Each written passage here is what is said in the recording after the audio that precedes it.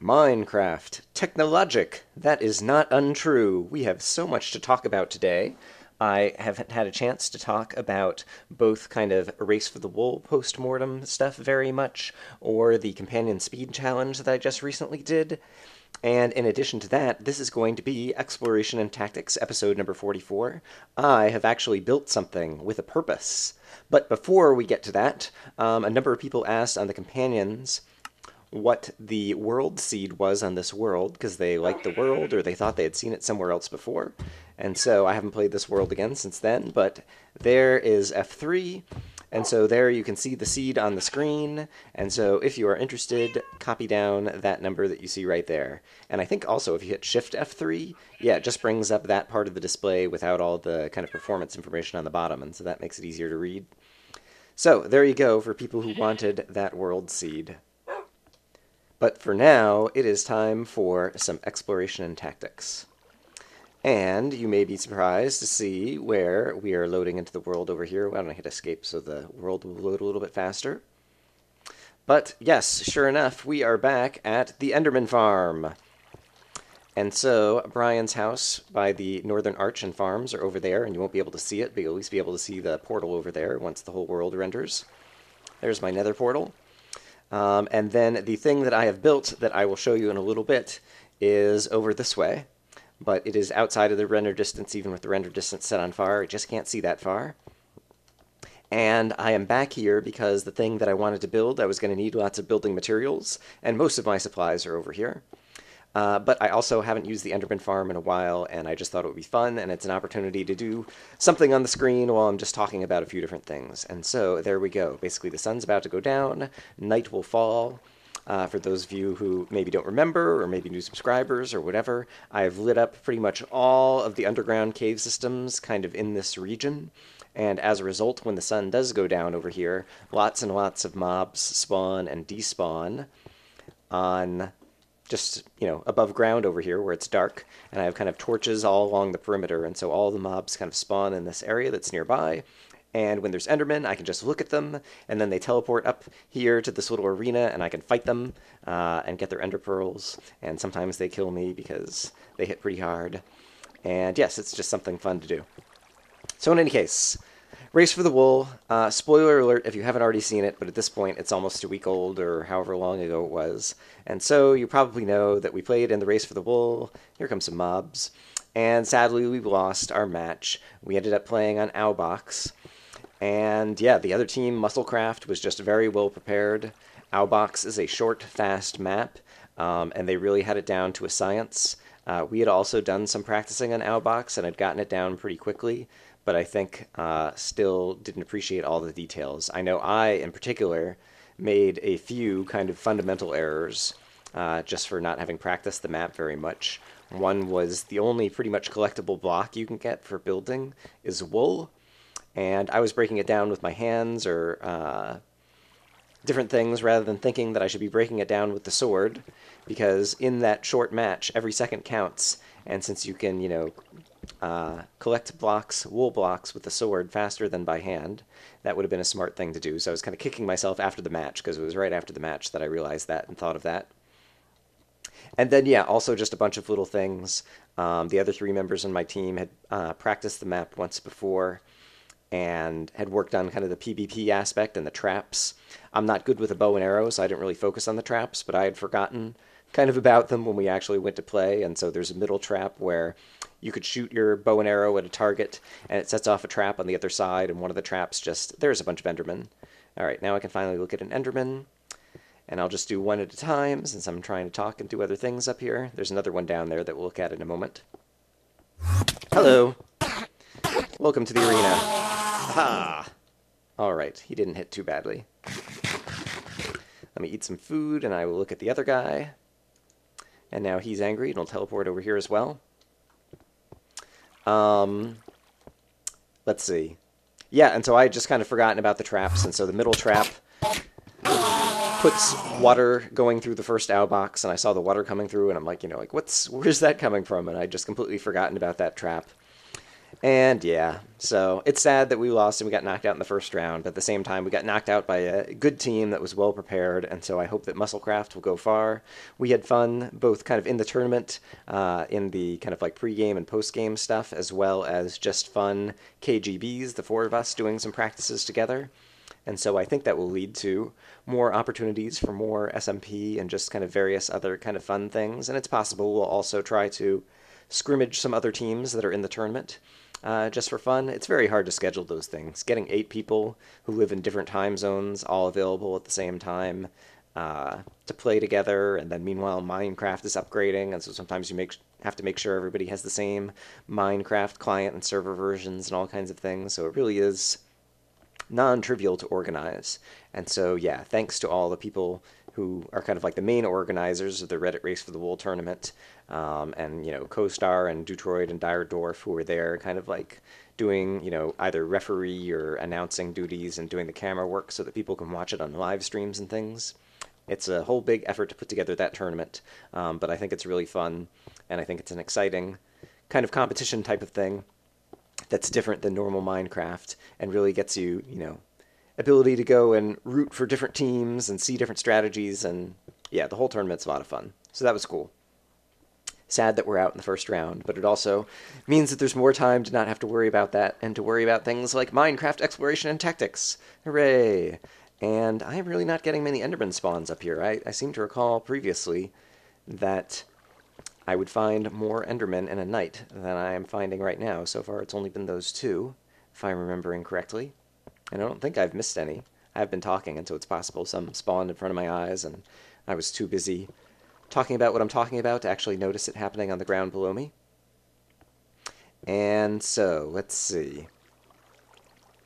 There are a number of other things I could potentially talk about. I guess the next thing is the companion speed challenge that I did in one of my recent previous videos. And so basically, I love Ethos speed challenges, but I tend to, when I see him post a speed challenge, kind of rush into it because I want to go ahead and finish it and get a video rendered and uploaded to post as a video response while it's still timely. Because obviously, like, Etho has, like 20 times as many people watching his videos than mine. So I've put up some of my own speed challenges, like the fast start and the line of ores, and there was one other one, I can't remember what it's called, with like a silly contraption that you had to build, and like fire an arrow that would fall on a pressure plate and explode some TNT on something. I can't remember the name of that one. In any case, I believe I have all of my speed challenges in a playlist on my channel, so if you just go to my channel homepage, you can go to the playlists and you can see all my speed challenges. And I've been successful in a number of them and failed at a few others. And yeah, the speed challenges are a ton of fun, but at the same time, there were some things I didn't realize, and so I've only tamed that one cat before, and so apparently even just kind of like moving your head around like this, when you're moving the mouse, if you're not walking and moving, will startle the cat, which is something I didn't realize, so you really have to both creep up on them and also move the mouse very slowly, I guess is the correct way to get them to come to you, so you can feed them the fish to tame them. So that was something that I learned. Yeah, in general, I like to kind of like know things about Minecraft before I go and do them on video. But yeah, for the speed challenge, it was just like, rush, rush, rush. Oh, I got to try out this challenge and do it immediately. And yeah, didn't do the research to know that that was going to be something I needed to take care in order to be able to properly tame a cat and not have it take 10 minutes as I chase the cat all around the jungle. And yeah, I can't believe that there's hardly any Endermen. I mean, oh, there's one. The moment I call your name, there we go. Apparently that's it. I just need to talk about the Endermen, and then they get interested. Similarly, whenever I was doing my Ender Pearl experiments, it seemed like we always had Endermen. Hello, I see you down there. You're still angry at me. I'll see you in a moment, I'm sure. Whenever I've been doing... Ah, darn it. I'm not aiming for his feet very well here. Whenever I was doing my Ender Pearl experiments, Endermen always seemed to pop up above ground. Ah. All right. Get ready for the Enderman. There we go. Hooray! Another pearl. I have no idea how many pearls I have. Not very many. We've done a lot of experiments with them in previous episodes. For science. And for science is also the main reason that I'm starting the next build that I'm working on. You can see this big pull up into the sky when we first got into 1.2 and I was checking out the new sky height limit. And the other thing that I'm building is also over in the sky over there somewhere. Oops, darn it. And so we will check that out basically as day comes, which is going to come shortly because I see the moon setting, which means the sun will be rising. And so we will head over there in a moment and see what I have built, or at least started to build. It already is in a state where I can kind of show off something cool about it, but at the same time, there is definitely a whole lot more to do. As you know, I am generally interested in doing different Minecraft kind of scientific experiments, and so this is to kind of further that cause. Back when I was over at my house in the jungle next to the desert, where I'd been spending my recent time in exploration and tactics, I obviously had done a fun video, had that little teaser video where basically the zombie... my frame rate has gone down. I will be right back. Alright, I am back, and hopefully my disk activity has gone down. Alright. Yeah, I did that little video where the zombie could walk right up to me, but he couldn't pathfind to me because I was using half slabs. And I would like to do more experiments with the mob AI. But it occurred to me that if I wanted to do more experiments with the mob AI, it would be helpful to have a good source of mobs that I could use in the daytime or the nighttime, kind of sorted however I wanted them.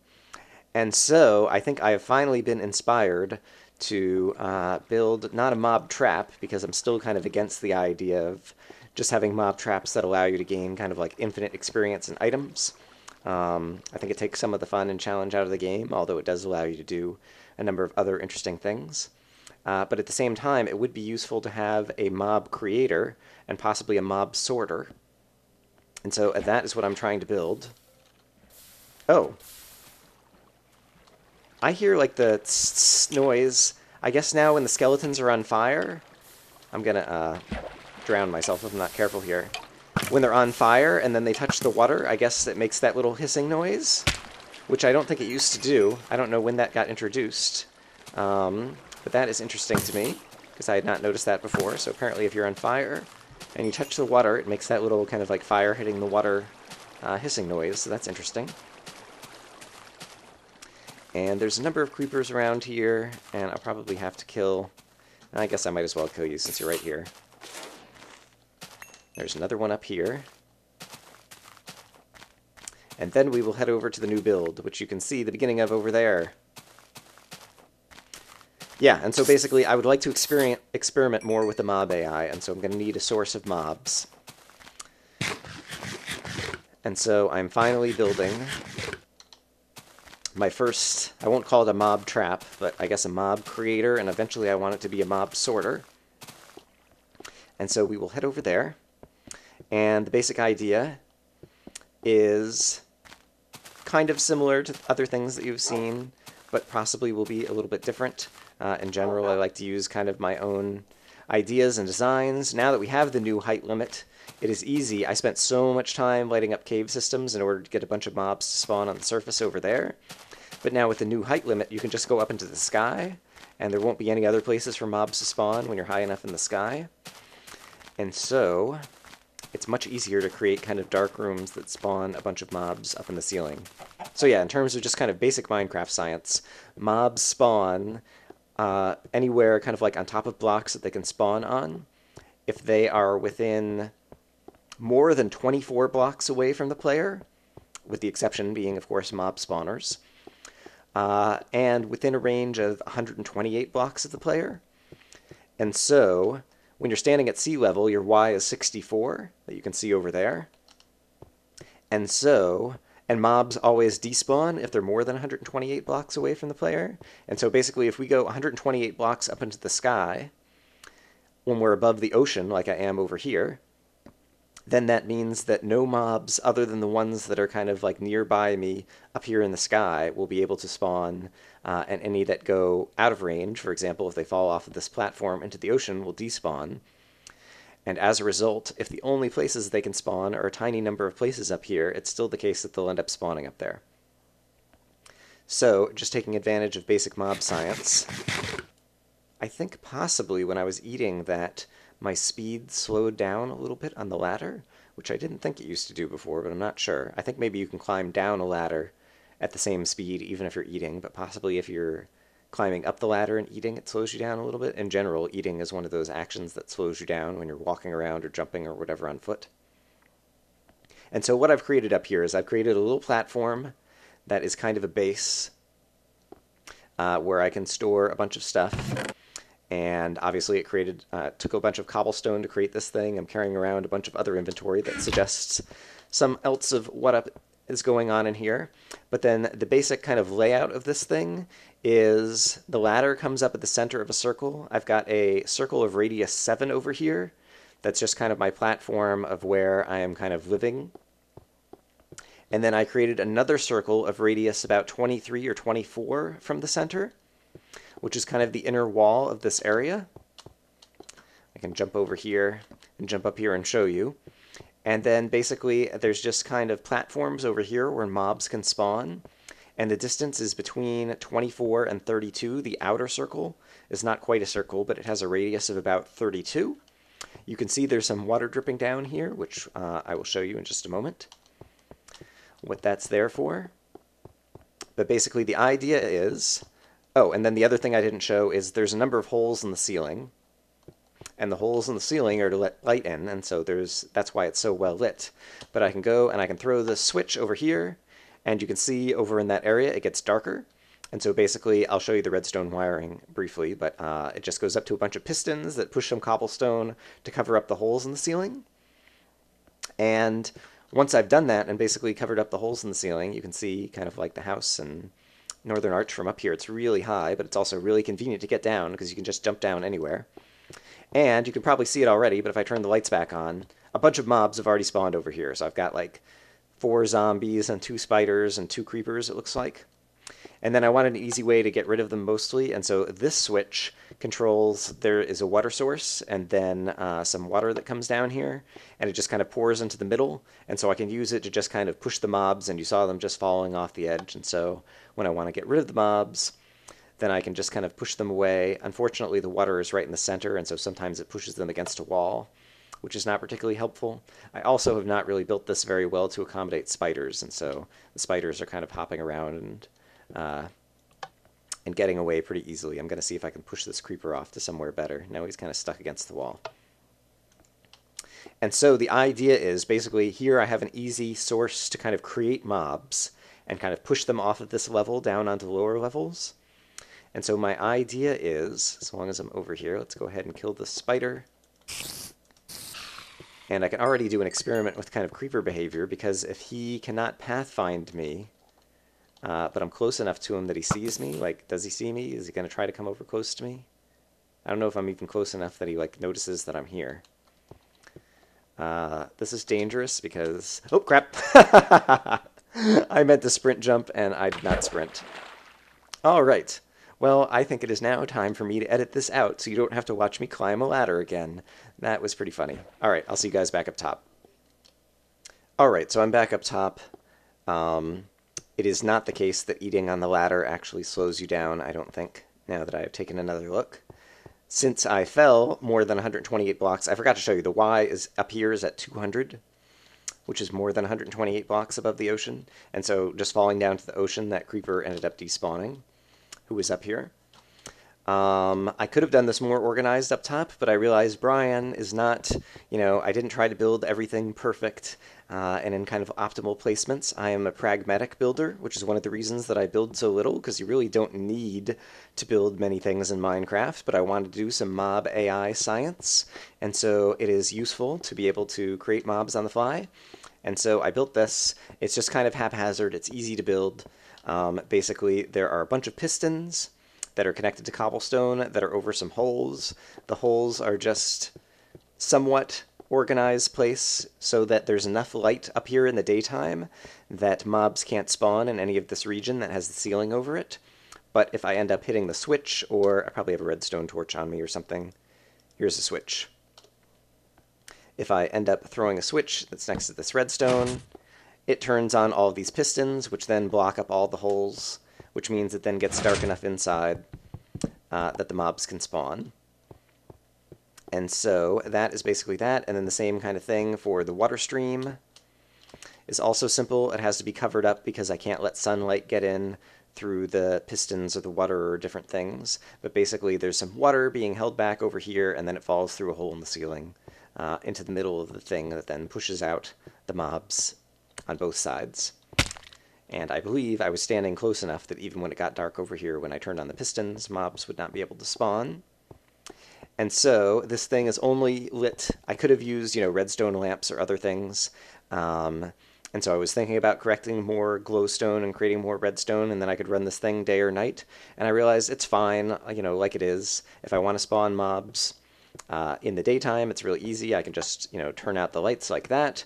And if I want to spawn mobs at nighttime, well, that's easy to do anywhere because the sun's not out and they'll spawn anywhere. And basically, if I want to turn the lights back on up here when it's nighttime, well, that's easy. There's already a useful thing that you probably have already created and used in Minecraft. It's called a bed. And so whenever you want the sun to come back up, you simply sleep in the bed, and then the sunlight comes back up. And so that seemed like the most simple and pragmatic solution for that.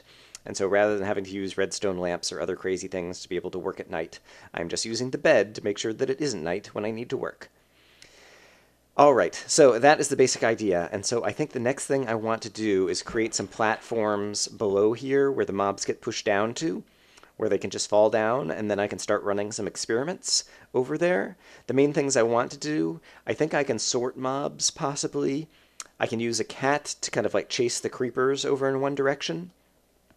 And then between zombies and skeletons, I believe possibly you can use doors, possibly on a little kind of fake structure in order to entice the zombies to come over and try to break down the door. And so that might be a way to make the zombies go one way, and then the skeletons would be kind of the third way. And I haven't thought about like spiders and Endermen. It's possible to spawn Endermen up here as well. And so I haven't thought about how to sort them out. Obviously, there's lots of people who have built lots of other mob sorters and different things I want to use. When I was sleeping in the bed, apparently it got dark enough to spawn a skeleton. I will go ahead and push him off of the world with my water stream. And so in a moment, I believe we'll see a skeleton go zoom. Haha, that's fun. Let's see. Yeah, I have seen a number of, Etho and, long time ago videos built mob systems with mob sorters and different things. And yeah, I'm mostly trying to use the AI of the mobs to do the work. And so, the fact that creepers are scared of cats, or the fact that zombies now like to try to bash down doors, as opposed to using water streams and trying to do it more mechanically on my own, because this is supposed to be experiments in mob AI science. And so that's what I'm trying to do. At this point, I guess I've talked about it enough.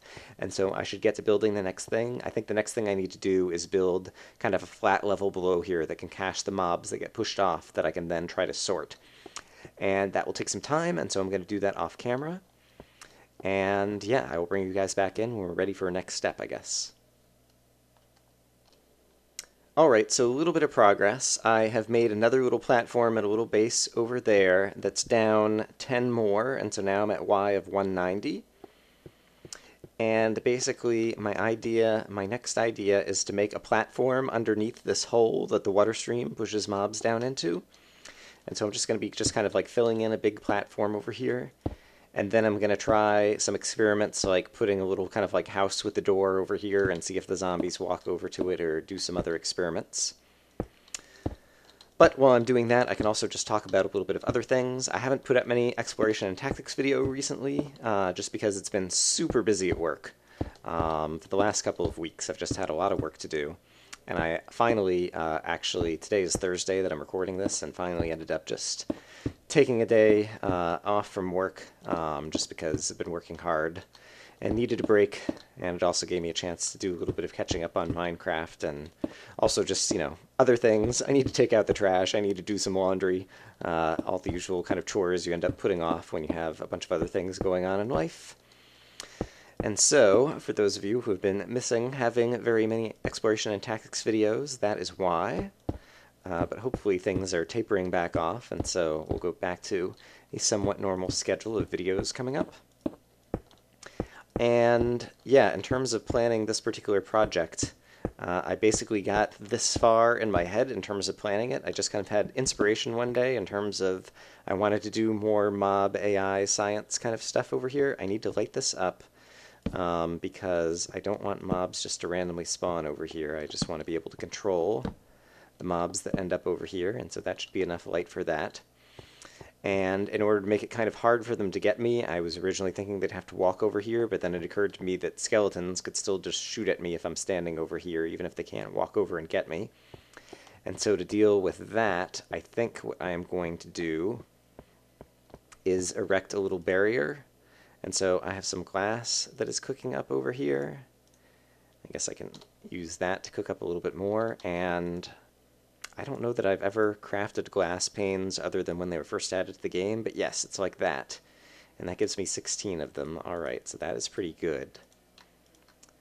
And so yeah, with 32 glass panes, basically I think what I want to do over here, to be able to kind of walk over and get up close to them without them being able to shoot me, is I will do this. I will put kind of a little guardrail at this height down here, and then I'll put a couple levels of glass panes above that, so I'll be able to see what's happening over on this platform and walk up near it. But if there are any skeletons, they won't be able to shoot me off. And so basically I'll do that, and then I'll go like this. I have not used glass very much in this game, and it's actually a very useful material when you want to be able to see mobs or see outside, but not let them be able to get you. And yeah, for the most part, and it can also be good for aesthetics of certain builds. But this is the first time in a while that I've been trying to do anything with mobs where I want to be able to see what's happening up close.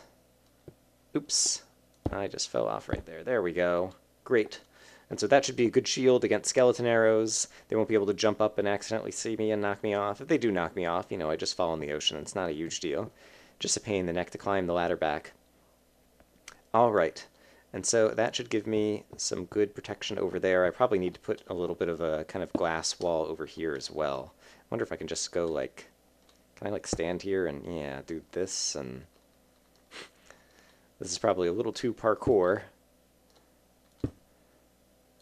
And I'm probably misusing that word. Like, parkour, I guess, in general refers to, like, creative ways to get around from one place to another, but in the context of Minecraft, everyone always means kind of crazy jumpy puzzles. And so I'm not actually jumping, I'm just kind of standing and balancing. Okay, so I think like that, then even if I'm standing over here, well, yeah, I'm not sure if skeletons are going to be able to shoot at me or not. Hopefully this will provide me enough protection that I can walk over here and see what's going on. But I think the next thing then that I want to do is basically build a... So let's assume, alright, let's assume I have some mobs who have just fallen down here, and it's only 10, so they'll take some damage, but they're not going to die. And so I'll have a variety of different mobs over here. Now suppose I want all the zombies to come over this way. What I am wondering is basically, if I build something that looks like a villager's house that has a door on it, will the zombies end up walking out this way in order to go attack it? And so I'm just going to go out here and I will build a little tiny structure, and then we'll have some mobs fall down and see if the zombies walk out here while the rest of them all wander around. And so I guess that'll be my first experiment. So let me build that, and I will see you guys in a minute. Okay, there we go. It's just a tiny little structure that hopefully looks enough like a house that it'll fool a run-of-the-mill zombie. I'm not even sure if I need that much. It might be the case that simply if there's a shut door, they try to go there, or if there's an open door, they try to walk through. I'm not exactly sure. But at this point, we can go ahead and try to run a first experiment, I guess. And so, oops, experiment number 1, can Brian successfully climb a ladder 10 blocks up? Alright, so basically, all I need to do is turn off the lights for a minute, and get some zombies to spawn. And then my little water pushy thing, I have the waterfall right down in the middle, so half the mobs end up going that way and half the mobs end up going that way. But so long as I get at least one zombie who falls down into this area, then I think we'll be in good shape. Alright, so there is a zombie down on that level now, talking to the Endermen. They're having a little conversation to themselves over there apparently, but the zombie, oops! I guess I had another Enderman spawn in there. I guess I should turn the lights back on, so that something horrible and surprising doesn't happen to me while I'm trying to do other things. There's a couple more zombies. If I stand in the water and attack the Enderman, does that make me pretty safe? Oh, I also have the sword that sets him on fire. Just trying to figure out if there's a good way to get rid of this Enderman. There's still the one down there as well. Yeah, I'm not sure if that was the smartest thing. I'm afraid now Enderman is just going to come and surprise attack me. Yep, like, now, maybe? Where is he? I hear him. There he is. Yep, hello. Alright. Well, that is one fewer Enderman we have to deal with. Oh no, and the zombie walked off the edge. Alright, into the fire. Or into the sunlight, which is something that I thought their new mob AI was supposed to be smart about. So in any case, the zombie did not treat this thing as a door he needed to go and bash down, and so I'm already confused by that. And so, I suppose I wanted to do my own experiments, but this was kind of like the simplest possible thing. I was thinking I might only need the door and not even need the house, but since I have a house and a door, and the zombie didn't seem to be interested in it at all, I think I might go read the wiki and try to learn a little bit more about the zombie behavior. Maybe they only do that at night? That's a possibility I didn't even think of.